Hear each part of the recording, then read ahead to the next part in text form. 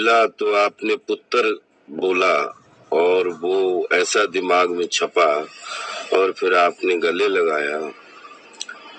और मैं ये कह सकता हूँ कि बॉलीवुड में किसी ने भी मुझे पुत्र बोला तो वो आपके श्रीमुख से निकला था। और आप हमारे भारतीय सिनेमा के वो हीरे हैं कि जब तक ये भारतीय सिनेमा है,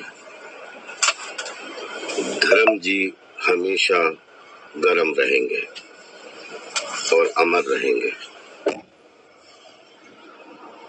पापा जी, भगवान आपकी पुण्यात्मा को शांति दे और आपके पूरे परिवार को मेरी तरफ खूब शक्ति दे और खूब आशीर्वाद दे।